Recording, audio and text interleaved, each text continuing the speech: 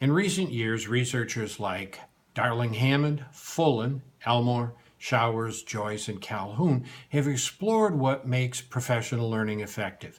Collectively, their work gives us the ability to create a series of traits or characteristics of highly effective professional learning. The first of these is that learning is content focused and connected to practice, which is to say that the professional learning needs to be relevant to the teacher.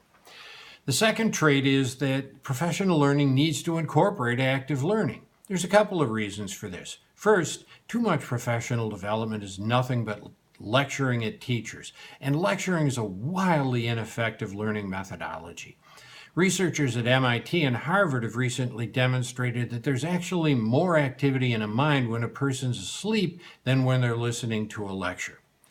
There's a second reason that active learning is important, and that is you can't really expect a teacher to be using active, engaging learning strategies with their students if they're not comfortable with those instructional strategies.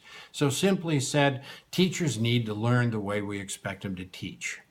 The next trait is that effective professional learning supports collaboration in job-embedded context and offers feedback and reflection. Collaboration is critical.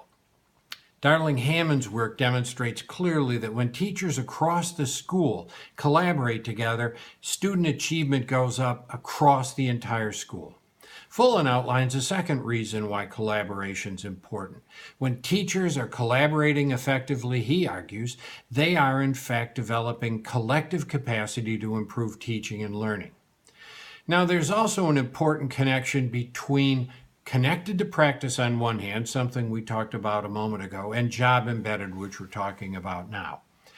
A few years ago, Coles did a great study, a study with a title that's intriguing to me.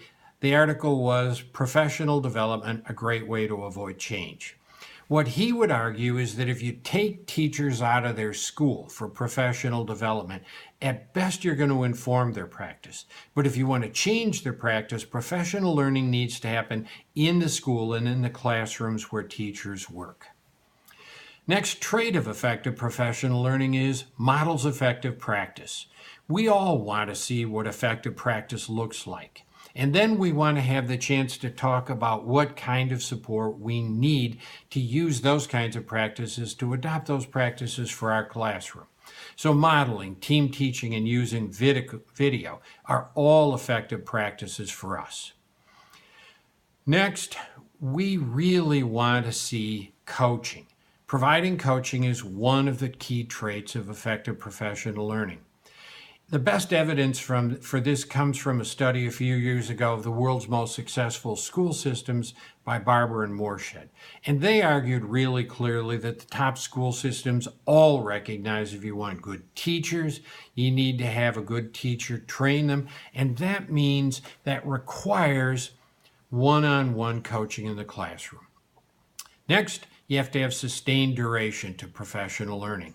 Darling Hammond did a study a number of years ago with some colleagues that argue if you want to see changes in content or pedagogy, you need about 50 hours of sustained professional learning on that topic.